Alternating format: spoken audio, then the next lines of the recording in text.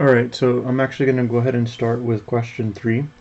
The first two questions have they have these angles, and I'd rather talk about that in person than in the video.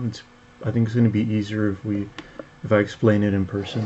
So I'm actually going to start on number 3. So let's see. Alright, let's start on question 3. So question 3 says, sorry about that. Question 3 says sine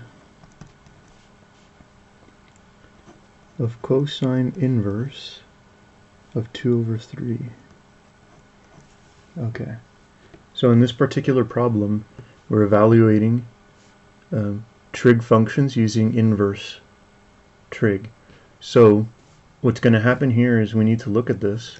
I'm going to move the camera kind of further down so you can see that from there. Okay, so what we're going to do is we're going to treat this like an angle, this part right here.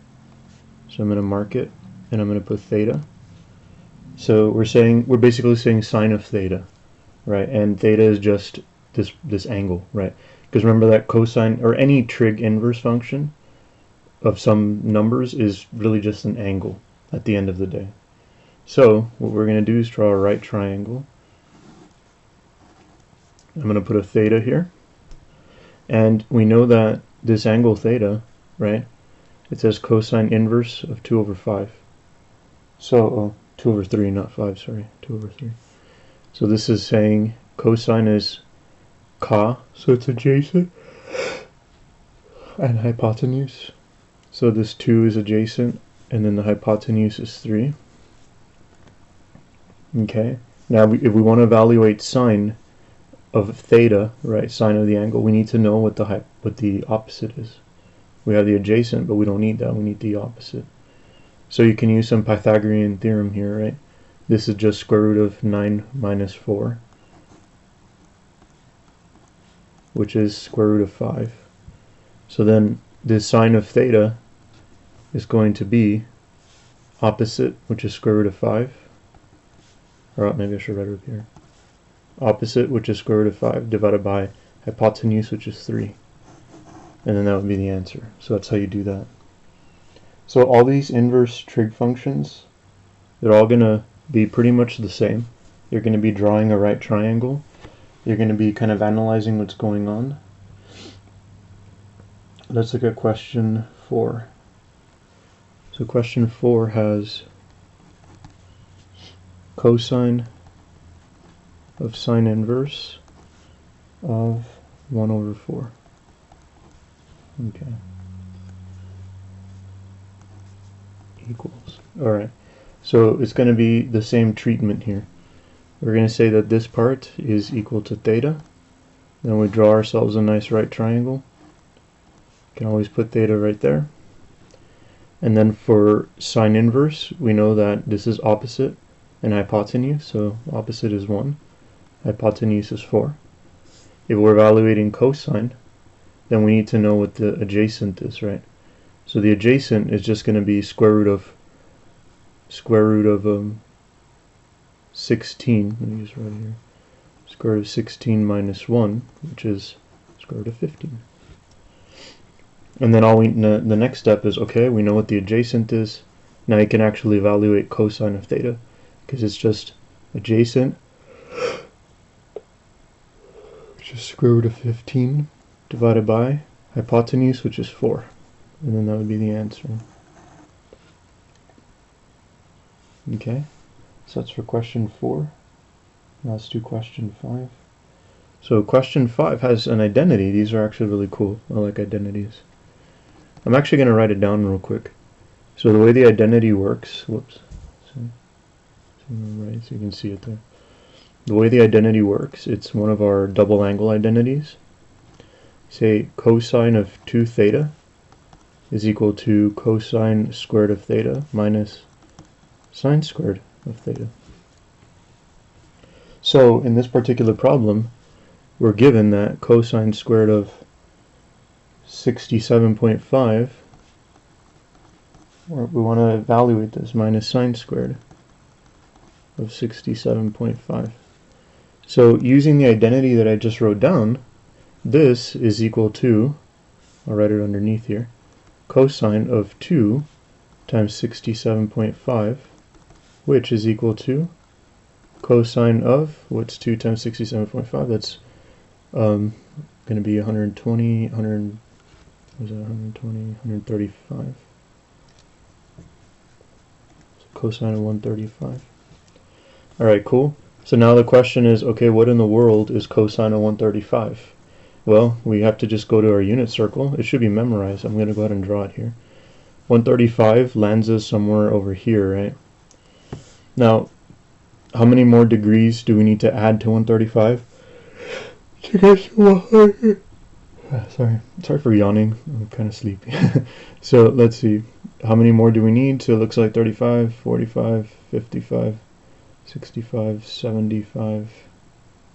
So 45 more. Yep. So 40, 50, 60. Yep. So we need another 45. So that's our reference angle. And if you go to your unit circle, you know that cosine of 135 is going to be negative root 2 over 2. I like doing the reference angle. You don't have to do that. It's just a little tip that can help you whenever you're working with a unit circle.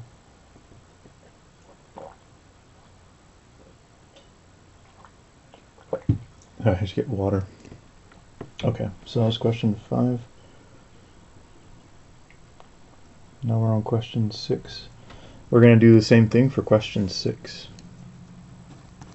So on question 6 we have cosine squared of 105 minus sine squared of 105 is equal to, using the double angle identity, we know this is, or I'll write it underneath here, this is cosine of 2 times 105, which is equal to cosine of 210. And then once again we go to the unit circle. We know that this part right here is going to be 180 degrees. And to get to 210, we need another 30. So this is 30 below. That's 30 right there. Like that. And if we're evaluating cosine, then it's going to be negative root 3 over 2. Alright, cool. So that's just using the unit circle. Alright, good. Done with that. Now we're on question 7. So this one is just saying, okay, sine inverse of negative root 2 over 2 equals. Okay, so whenever you're doing trig functions, inverse trig, you have to be very careful with these because all of these functions, we have restricted their domains, all the inverse trig functions. So you have to be very careful with these. So for the sine, our domain for, it's really negative pi over 2 to pi over 2. The domain that we're looking at for sine is going to be from negative pi over 2 to pi over 2. I like drawing it like a little half circle like this, so you realize that all the numbers are going to be literally from negative pi over 2 all the way up to pi over 2. Those are the only values you're going to use. We restricted domain of the sine function. Okay, so, and that's always going to be the same, by the way, always. Alright, there should be some formulas in your packet that discuss this. Anyway, so if we're doing sine inverse of negative pi over 2, sorry, of negative root 2 over 2, we're trying to say, okay, for what value, right, for what angle that's on here, is sine of that angle equal to this? Well, we know sine is negative down here, so the angle is going to be down here. And when is sine equal to this thing? Well, when it's at 45 degrees. So we're doing negative 45 degrees. And we can write that in radians. So that's just going to be negative pi over 4. And that's the only value. You might say, oh, how about on this side or something? In fact, the answer choices are going to have one that's over here. That's incorrect because that's outside of the domain, so of the restricted domain. So you wouldn't consider, like, you know, something out over here. Because we like to have that function have only one value. Alright, anyway. Question 8. So this one has sine inverse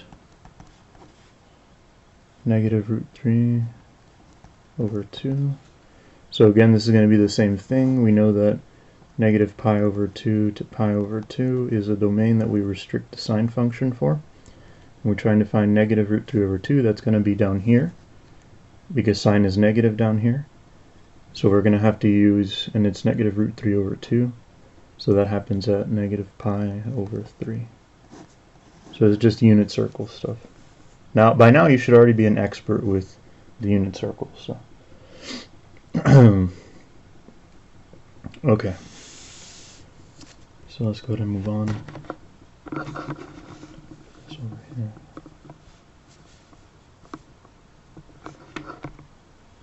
All right. So that's question 8. Now we're on question 9. Okay, I'm trying to. I want to adjust this to such a way that I can do. Okay. All right. So question 9, because I don't want to block the problem. Yeah, I guess you can see it there. Okay. So it says, which of the following functions will create the graph below?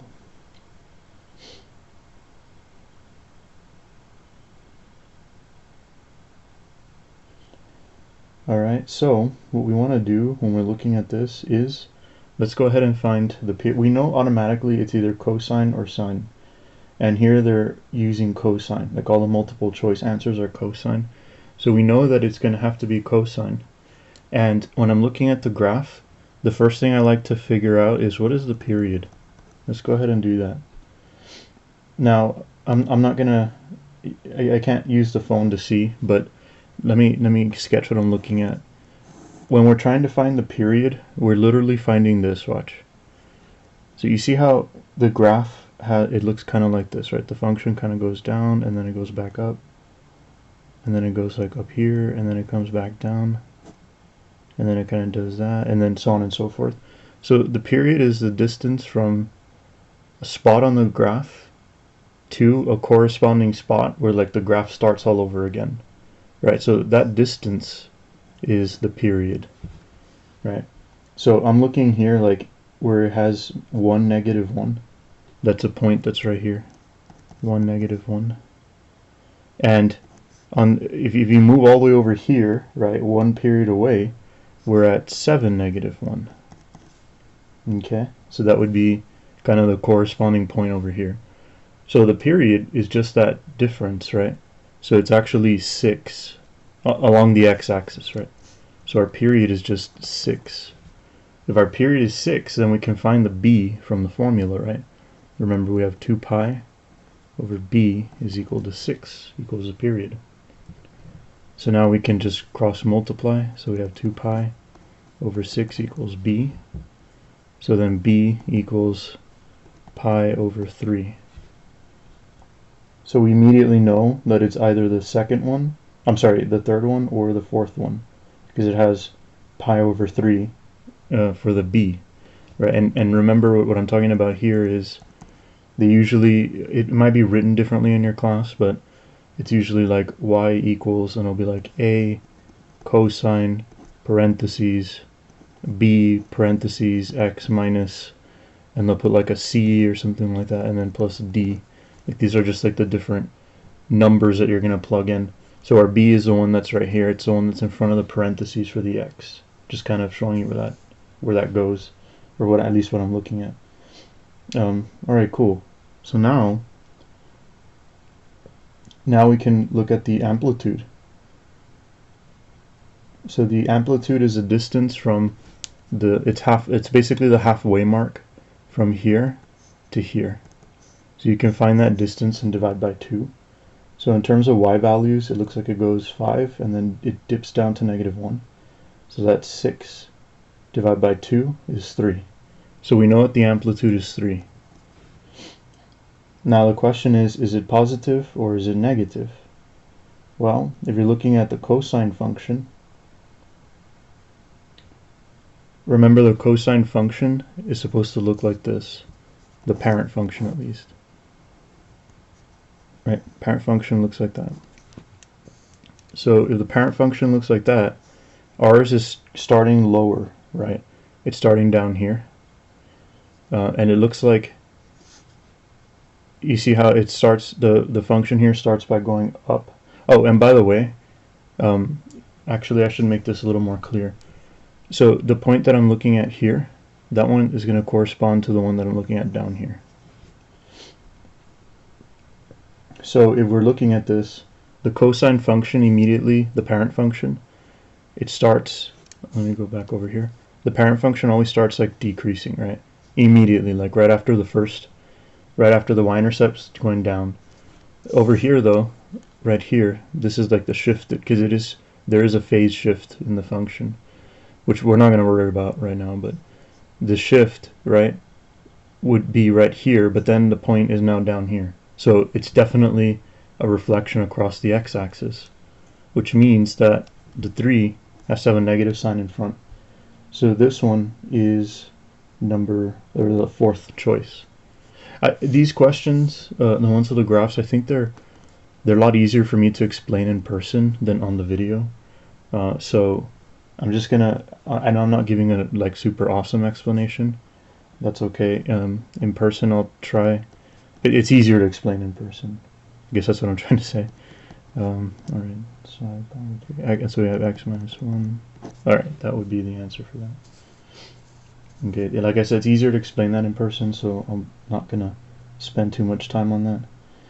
Also, like number 10. Number 10, this is going to be a pain to do in the video because the answer choices are all in terms of graphs, and I can't draw like perfect graphs. This one, number 10, will be easier to explain in person. It's pretty much the same thing except we're going backwards, but we're going to be identifying all the key features. So I'm going to go ahead and skip 10 for now. We can take care of that during basically on Monday during the lesson, because I think it's always annoying to try and like redraw, you know, the graphs on paper. I mean, I don't have graph paper or anything like that. It's easier to kind of explain it to you in person. Okay, so that one was 10. It looks like 11. Geez, it's going to be the same. Yeah, 11 is like 10. It's better if I just explain that in person. Okay. Let's see. So 12. We should probably be able to take care of 12 here. A jogger ran 6 miles due east of his house. So you have a jogger and he's going straight to the right. That's what due east means, and it's 6 miles. And then it says, then he ran 4 miles at a heading of 30 degrees east of north. Okay. So this is kind of tricky. You have to be very careful here.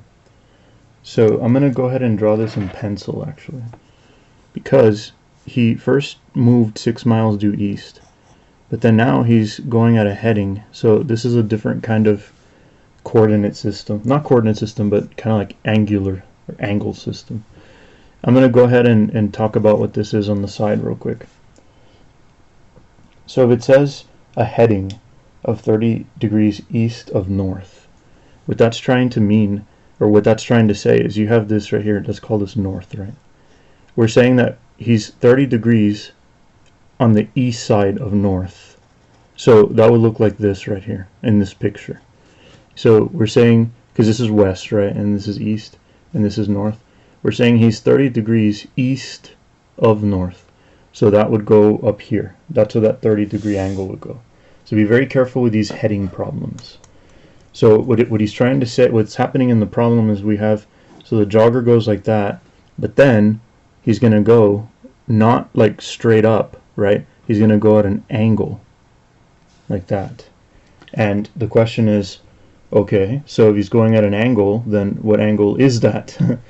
And the answer is, well, if you're looking at the picture over here, this part right here is 30 degrees. But if you want to know the angle that it makes with the horizontal, right, you see the angle right here with the horizontal, that would be 90 plus 30. So the angle right here would be 120. Okay, 120, because you have to include the 90 and then the extra 30 over here. All right. Anyway, so now we've located the angle, and then it says, how far is he from his house after running 10 miles? So now we have 10 miles. You want to know, okay, how far is he from his house? So we want to find this side right here. If we have an oblique triangle, and we want to find the side length over here. So we have to actually use law of cosines. So for law of cosines, we have a squared, which is what we're looking for, is equal to b squared, which is, I'll write it like this, 6 squared, and then plus c squared, which is 10 squared, minus 2 times 6 times 10 times cosine of 120 degrees. Now this particular problem, we can literally just type it in the calculator. So I'm going to go ahead and do that here. Alright, so we're literally just going to type it straight away. So we had said 6 squared plus 10 squared minus 2 times 6 times 10 times cosine. Oh, let me check my mode. Make sure my mode is degree. Okay. So home screen. Okay. And then so cosine of 120. Hit enter. Whoops, I forgot something here. Oh, I need an extra. I'm missing another parenthesis sign. Yeah, sorry, my calculator is picky about that. Oh my god, am I missing another one? What's going on here? Why does it keep saying that? Syntax? What syntax? Oh, I didn't put a squared. I'm sorry, I didn't realize that. I didn't put this little squared sign, that's why. I was like, I keep getting an error. Okay, anyway. So once you type it in correctly, you get 196. And then now you just take the square root of that. Of course, we already know that that's 14, but still, just in case you want to see. Alright, so you got 14. Because we're saying that a squared, right, is equal to 196. So then a equals 14. And that's it. That's all there is to that. What? That is not on there. Okay, wait, did I do something wrong? Am I looking at the wrong part?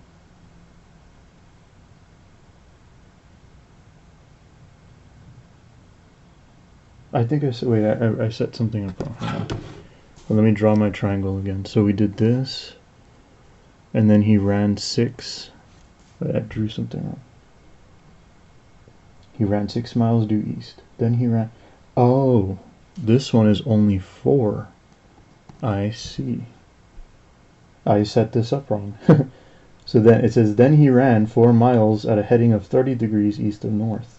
How far is he from his house? Oh my god. So what I did is I put 10 here because I'm falling asleep. I'm falling asleep. But that's not, it's not 10 that he ran 30 degrees east of north. It's 4, right? So the triangle's the same. We're still going to solve it the same way. So a squared, but instead of 10 it's 4, equals 6 squared plus 4 squared minus 2 times 6 times 4 times cosine of 120 degrees. Okay, so now I'm just going to type it in. 6 squared plus 4 squared minus 2 times 6 times 4 times cosine of 120. Close parentheses, close parentheses.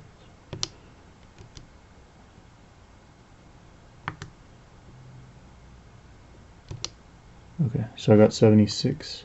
So then it's a equals square root of 76. Alright, so that's 12. So 13, it looks like 13 is exactly the same thing. So let's go ahead and do 13. I mean, even the angles that he's running is the same. Yeah, so he's going due east. Make sure I draw the picture right. So that's 3, and then he goes like that. Yes, this is 5. Make sure I'm writing that correctly. It is east of north again. So this is 120. We already know that. And then this connects. And now we just want to find that number. Okay. So we're using law of cosines again. A squared is equal to 3 squared plus 5 squared minus 2 times 3 times 5 times cosine of 120. Okay, so again, they're pretty much exactly the same thing. 3 squared plus 5 squared minus 2 times 3 times 5 times cosine of 120. Okay, so then we take the square root of that, because we got a squared equals 49, so then a equals 7. Alright, cool.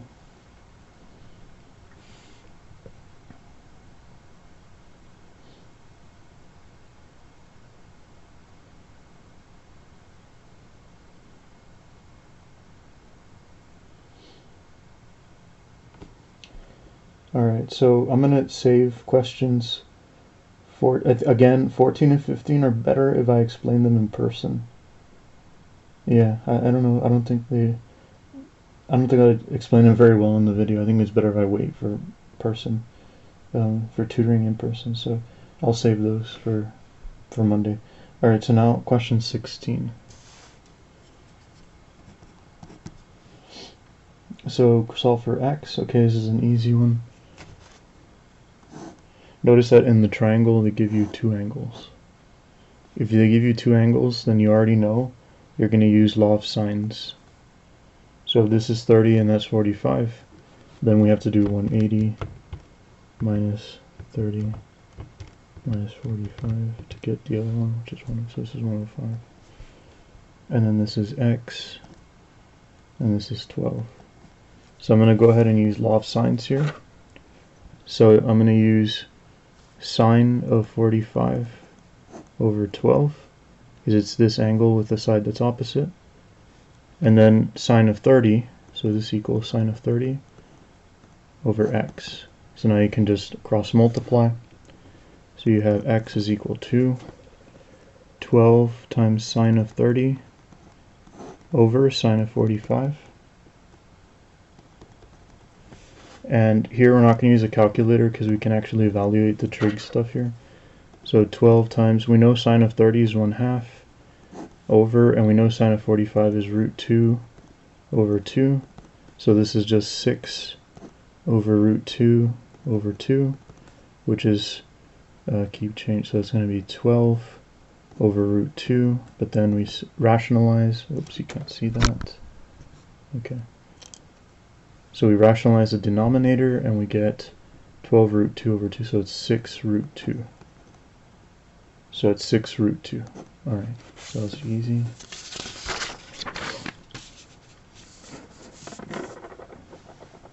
So 16, 17. Alright, so 17. Whenever they give you a triangle and you know two angles, you can always use law of sines. So here we have 45, 60. So if this is 45 and this is 60, then the other angle is going to be, what's that, 75. Because 45 and 60 give you 105, say 75. Yeah. And then we have 15 and x. So we're going to do the same thing. So sine of 60 degrees over 15 is equal to sine of 45 over x. Cross multiply, kind of do the middle school or elementary school math there. So that's going to be 15 sine of 45 over sine of 60. Alright, cool. Now we can just use our unit circle stuff to simplify. So this is 15 times was root 2 over 2 divided by root 3 over 2. Okay. So then what's going to happen here? This is going to be, I'll write it down here.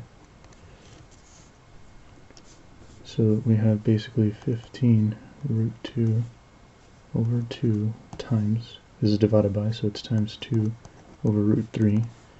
So then that's going to be 15, and then we're going to multiply by root 2 over 2 because we have root 3 on the bottom.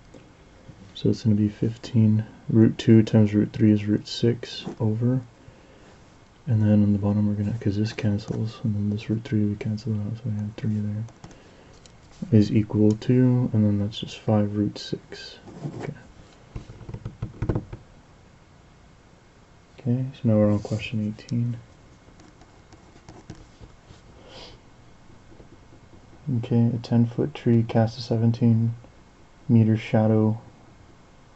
Okay, blah blah blah. Find theta, the angle of elevation. Okay, so let me go ahead and draw this real quick.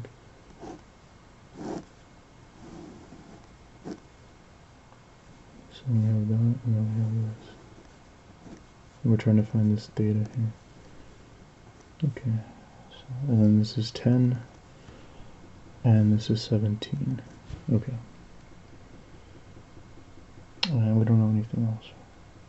Oh, we know this is 42. Okay. Okay, so this is a 10-foot tree. Okay.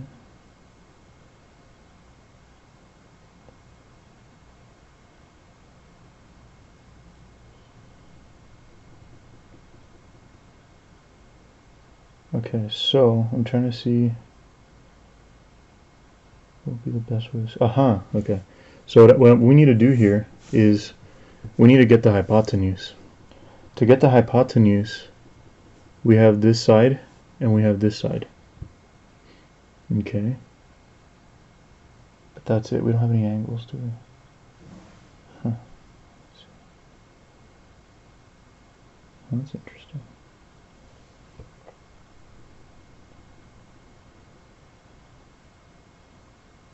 Because I was thinking of using law of cosines to find the hypotenuse, but in order to use law of cosines, we would need... Because the 42 degrees is from the bottom, or not yet, it's straight from the bottom.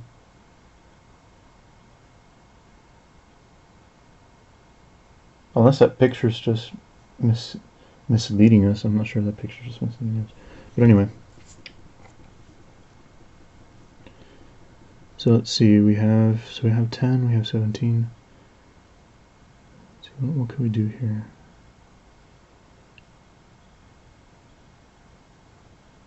We need to find this. If we find this here, question mark, then we'll be able to find theta. But how do we find that? This is the question.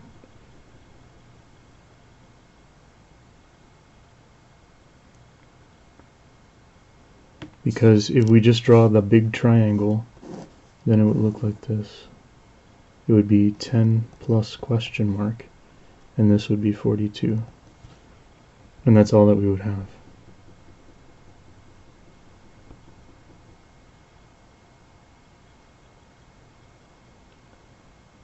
Yeah, it's probably better if we talk about that one in person, because I have a question about that 42 degrees. I don't know if it's placed in the right spot or not. So I'm going to skip 18 and 19. What else do we have? Jesus, long.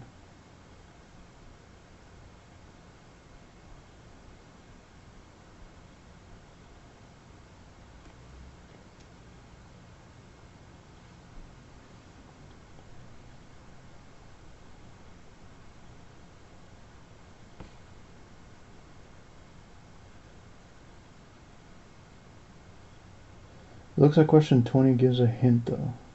Interesting.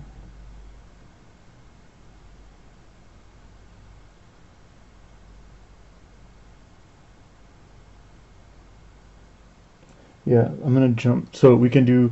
In fact, I don't know what's better to just do. I think it's better I just explain that in person. Yeah.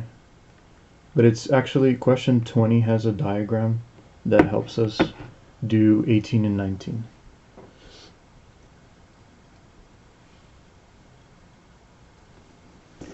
Yeah, because if you go to question 20, they're setting it up differently here. So in question 20 they have, question 20 is pretty much the same kind of question. So you have a right triangle like this, but then you have like another line like that, kind of like that, and then it's saying that 42, so it's saying that this part is theta and this part is 42 minus theta. So it looks like you're gonna have to set up like some kind of system of equations, perhaps. We'll see. Okay, we have 10 here. Okay. And here it's saying in this one for question 20, 10 meters. Find theta, the angle of elevation. Okay, so it's going to be the same kind of thing. Okay, so I like the fact that this problem clarifies that in 18 and 19 the angle is in the correct spot. So they just want us to write this one as like 42 minus theta, or 50 minus theta, or whatever the angle is of the big triangle. So then we can go ahead and set it up. So it would look like this. So if you wanted to find the side up here, then it would be a squared is equal to 10 squared plus 17 squared minus 2 times 10 times 17 times cosine of 42 minus theta. Okay. Oh wait, no, that's not correct. Okay, it's getting super late. I think that's what my brain is just not working anymore. Alright, hold on, let's see. I think it's better if I just do that on Monday. Alright, 21.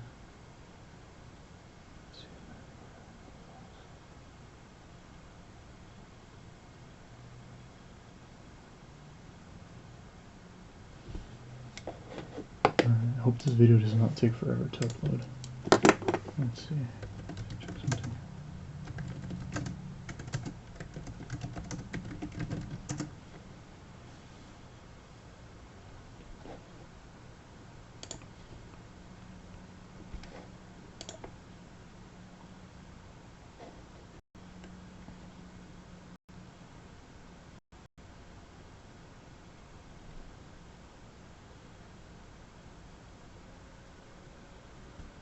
Okay, so for question 21, I'll save those triangle ones for Monday. So question 21, it says here, a merry-go-round revolves around 6 times per minute, so Jack is 10 feet from the center, Bob is 14 feet from the center.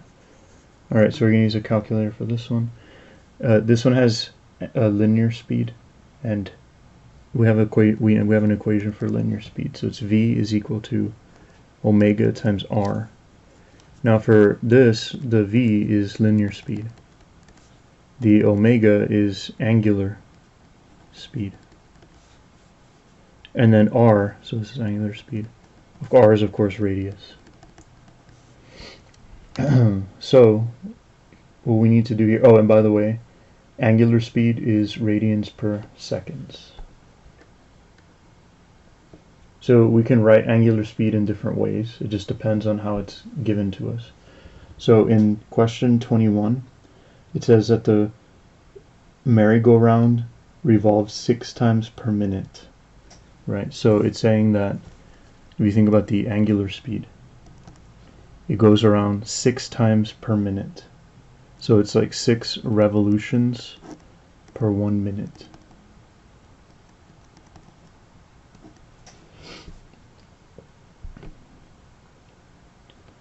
Alright, so we know our angular speed, because it tells you whenever you deal with angular speed, it's usually some kind of like revolutions per minute. It has to do with rotation, right? So here we know the angular speed is 6 revolutions per minute. So all we're going to do is we're going to go ahead and rewrite it in terms of radians per minute. Okay, so that's the first step. So we have revolutions per minute. We need to rewrite it because we need to have radians. We can't have it in revolutions. So we know that one like swirl around a circle is 2 pi radians. So it's going to be radians here. And let me see how I'm writing this right. Yeah, 2 pi radians for 1 revolution. Yep. So this cancels with this.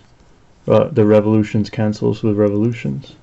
So now we have 2 pi radians per 1 minute. So this is the angular speed that we're using in the problem.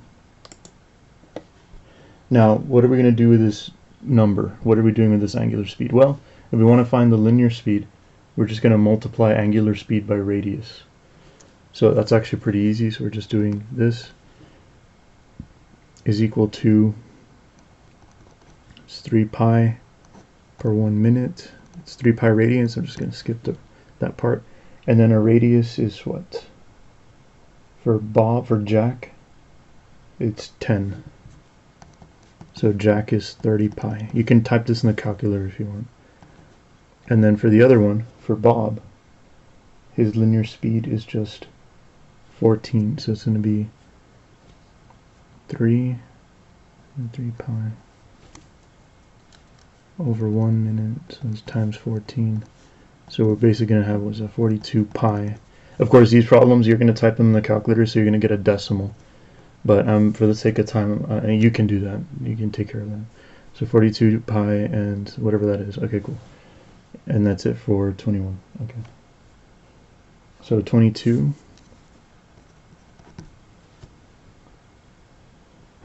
So it says a merry-go-round revolves 2 times per minute. Okay, so same thing. So omega is going to be 2 revs per 1 minute. But then we're going to multiply 2 pi rad over 1 rev. So revs cancels, so we have 4 pi rad per 1 minute. So it's the same, kind of the same thing. So linear speed is omega times r. And we know that our omega is 4 pi rad per 1 minute. And then so this is multiplied by radius. And we're doing Jack is 10 feet from the center. So this one's that, so that one's 40 pi. Okay, so that's that. And then the other one's the same thing, 4 pi rad. Let's see, I'm falling asleep because rad goes on the top, not on the bottom. 4 pi rad per 1 minute. Times, and then over here we have 14 feet. So it's times 14 feet. That's our radius, so then we have, what is that, 56 pi per minute. Okay, so we have that, it's 56 pi. Alright, so that's for 21 and 22. For 23, it says to match each function with its graph. Okay, so these are the restricted domains for our inverse trig. So we have y equals, I'm going to go ahead and do the tangent one first because it's the easy one. Well, I mean, they're all easy, but really it's because it's the first one that's on there. So y equals tangent inverse of x. So these are just going to have to memorize. You have the 3 main ones. The tangent one looks like this. Kind of does that, and it goes like that. And it has horizontal asymptotes. So whenever you see the sideways one, like left to right, you know that's the tangent. And then the sine, let's go ahead and do sine. That one goes with b. So y equals sine inverse.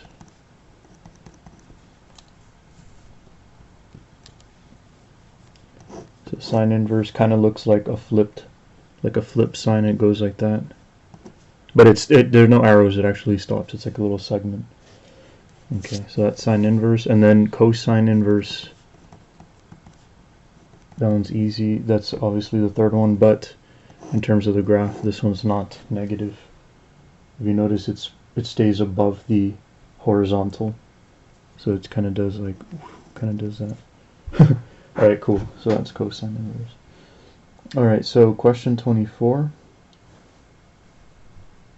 This one, well, it's easier to discuss during the tutoring session. Same thing with 25. Both of these graph problems are easier to discuss in the tutoring session. But you have to find the b's for those, so yeah. Right. Let's see.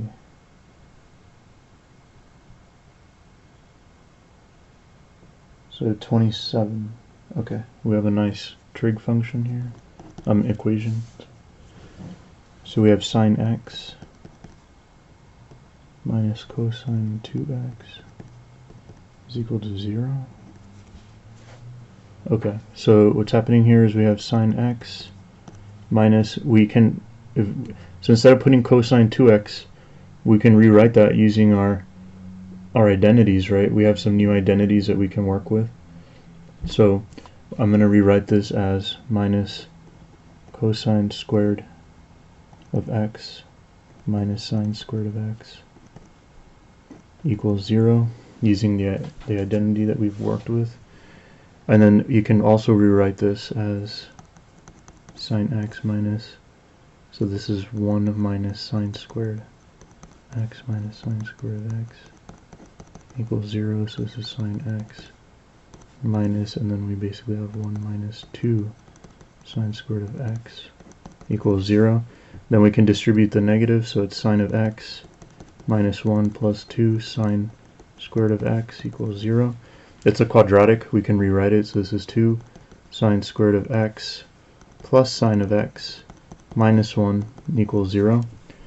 And this is a quadratic factoring problem, so you can do the x, you have 2 times negative 1 is negative 2, and then the middle one is 1, that goes there. So you can think of two numbers when you multiply them together. So that's going to be 2 times negative 1. So we basically have 2 sine squared of x plus 2 sine x minus sine x minus 1 equals 0. So now you can factor using grouping, so that's 2 sine x plus 1 minus, and then we're going to pull out a 1 here, so sine x plus 1 equals 0. And then this is now just 2 sine x minus 1 sine x, geez, it's getting late, okay, plus 1 equals 0. So then now we have a zero product property, so you have sine x is equal to 1/2, or sine x equals negative 1. And then we know that sine x is equal to 1/2 for which values.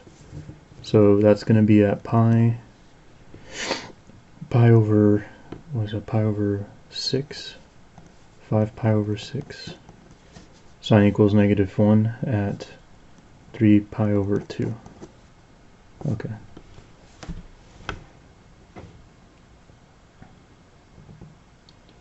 So question 28 is sine of 2 theta is equal to root 3 sine of theta.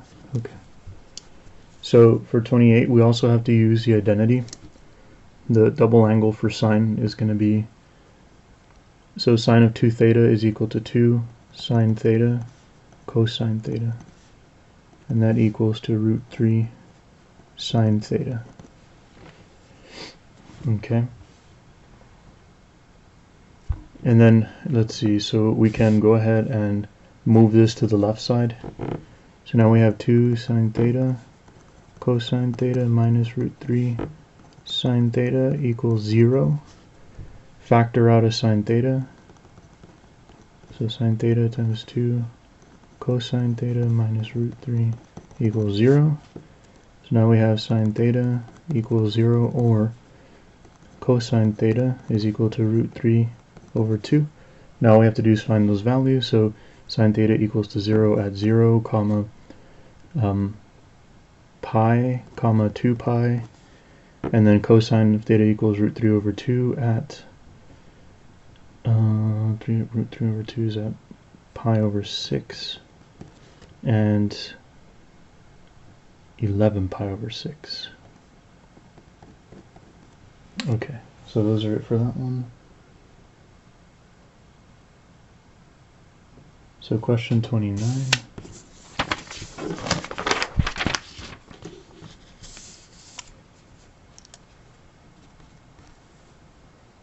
So use the difference formulas to evaluate cosine of 7 pi over 12.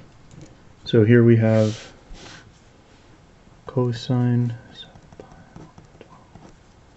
We're going to use the sum and difference formulas. Alright, so we want to rewrite this using a sum or a difference. And here we can rewrite that as, if it's 7 pi over 12, then that would be 6 pi over 12 plus pi over 12. What's another way of writing that? We can do it like 3 pi over 6 plus pi over 6.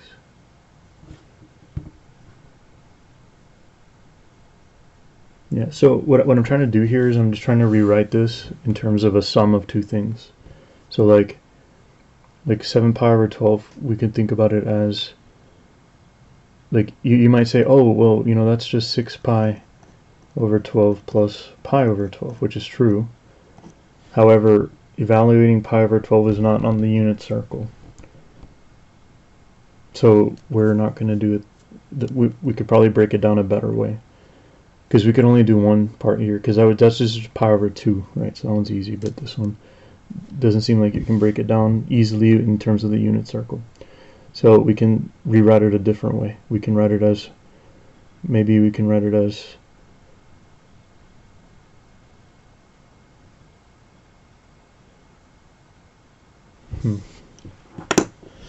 let me see, how much more do we have? Because the rest is just the same, so okay.